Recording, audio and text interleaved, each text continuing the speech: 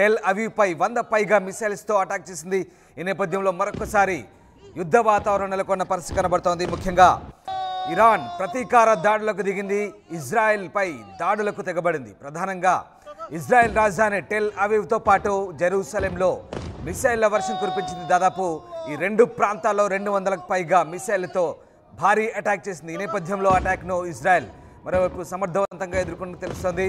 ఇంటర్సెప్టార్స్, iron డోమ్స్తో ఆ దేశం missiles అటాక్స్ను ఎదుర్కొన్నట్టుగా తెలుస్తుంది. మరోవైపు ఇజ్రాయెల్ పౌరులు ఒక్కసారిగా ఇరాన్ అటాక్తో బంకర్లలోకి వెళ్లి తలదాచుకున్న పరిస్థితి కనబడుతోంది.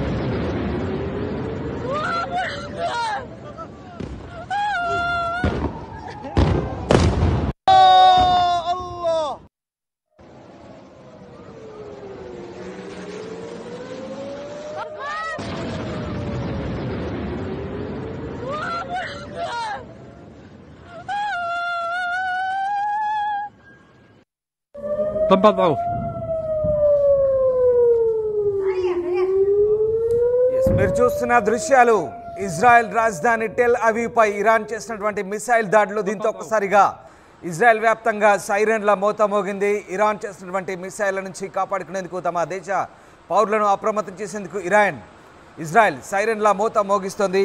ఈ నేపథ్యంలో తాజాగా జరిగిన దాడిలో 10 మందికి పైగా మృతి చెందినట్టుగా తెలుస్తోంది. అనుకున్నదే జరిగింది. మొత్తం మీద హెజ్బుల్లా చీఫ్ నస్రల్లా మృతికి ప్రతీకారం తీర్చుకుంటామంటూ హెచ్చరించిన ఇరాన్ అన్నట్టుగానే మంగళవారం ఇజ్రాయెల్పై దాడి చేసింది. వందలాది మిసైళ్లతో టెల్ అవీవ్ పై విరుచుపడింది. రాత్రి 10 గంటల ప్రాంతంలో ఒక్కసారిగా మిసైళ్ల వర్షం కురిపించింది. ఇందులో కొన్నింటిని ఇజ్రాయెల్ ఐరన్ డోమ్ అడ్డుకుంది. రాకెట్ దాడుల నేపథ్యంలో ఇజ్రాయెల్ తమ పౌరులను అప్రమత్తం చేసింది. దీంతో పౌరులు షెల్టర్ హోమ్లో తలదాచుకున్నారు. మరోవైపు టెల్ అవీవ్లో టెర్రర్ దాడి జరిగింది. దుండగుడు తుపాకీతో కాల్పులు జరిపాడని సమాచారం. ఈ కాల్పుల్లో 6 ప్రాణాలు కోల్పోయినట్టుగా తెలుస్తోంది. Hamas leader Ismail Haniyeh, Hezbollah chief నస్రల్లాతో పాటు రెవల్యూషనరీ గార్డ్స్ కమాండర్ నిల్ఫోర్ రోషన్ల మరణాలకు ప్రతీకారంగానే ఇజ్రాయెల్పై రాకెట్ దాడులు చేసినట్లుగా ఇరాన్ రెవల్యూషనరీ గార్డ్స్ ప్రకటించుకుంది. మరోవైపు టెల్ అవీవ్పై ఇరాన్ రాకెట్ దాడుల నేపథ్యంలో ఇజ్రాయెల్లోని భారత ఎంబసీ భారత సంతతి ప్రజలను అప్రమత్తం చేసింది.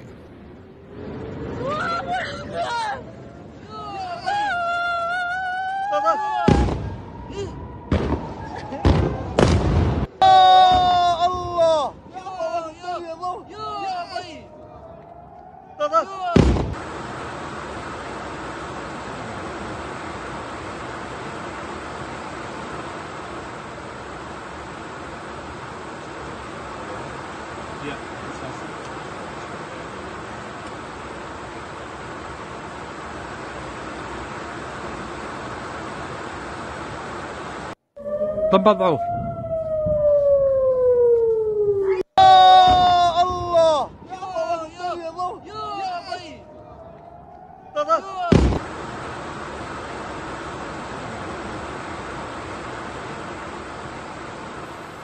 రైట్. భయాలే నిజమయ్యాయి. పశ్చిమాసియా నిప్పుల కుంపటైంది. ప్రాంతీయ యుద్ధం అంచనా నిలిచింది. హెజ్బుల్లా, హమాస్ అగ్రనేతలను అంతమొందించిన ఇజ్రాయెల్పై ఇరాన్ క్షిపణుల వర్షం కురిపించింది. ఇజ్రాయెల్ నగరాలైన టెల్ అవీవ్, జెరూసలేంపై ఏకబిగిన వందలాది క్షిపణులను ప్రయోగించింది. వీటిలో చాలా వాటిని అమెరికా సాయంతో ఇజ్రాయెల్ అడ్డుకోగలిగింది. మరికొన్ని నగరాలను తాకాయి.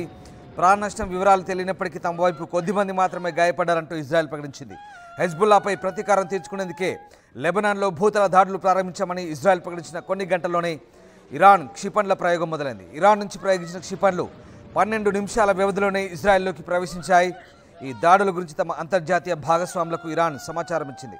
10ల సంఖ్యలో బాలిస్టిక్ క్షిపణులను వాడినట్లుగా అధికారికంగాను ప్రకటించింది.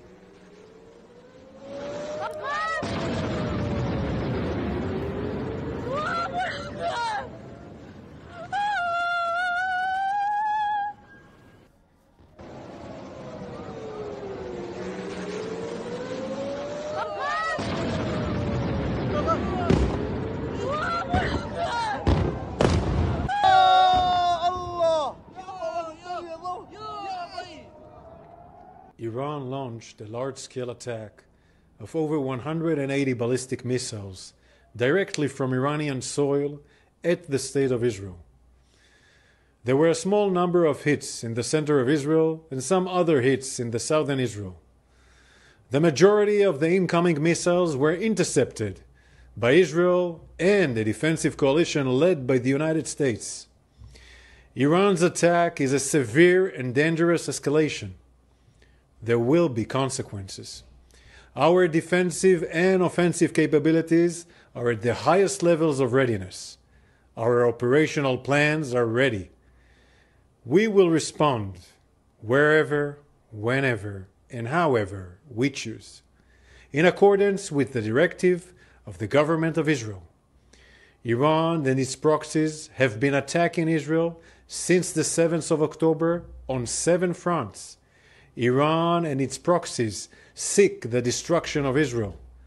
The Israel Defense Forces will continue doing everything necessary to defend the state of Israel and protect the people of Israel.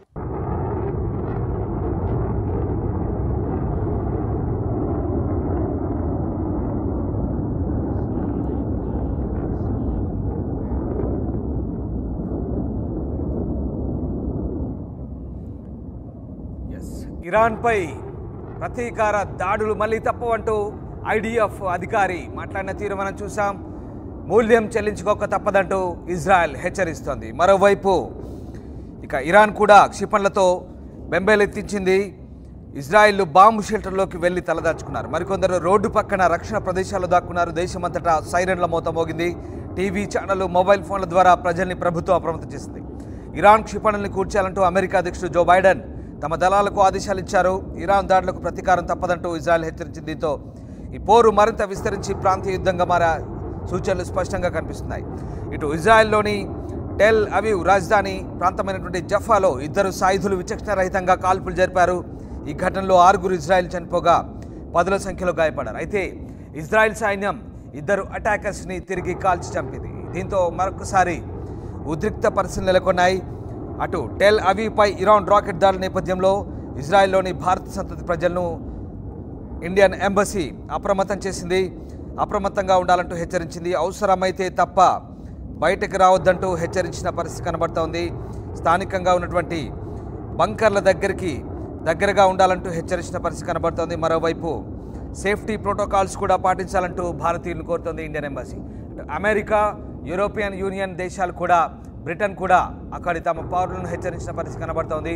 మరోవైపు ఇజ్రాయెల్పై దాడి నేపథ్యంలో ఒక్కసారిగా ఇజ్రాయెల్, ఇరాక్, ఇరాన్, జోర్డాన్ గగనతలాలు మూసివేశారు.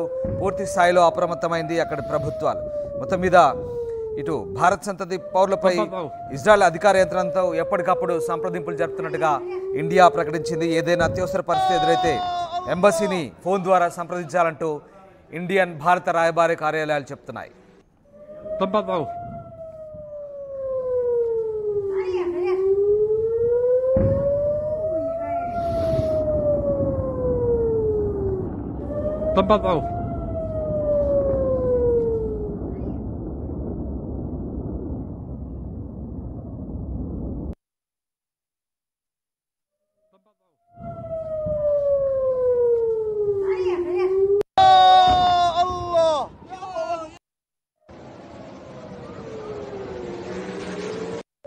تفضلوا.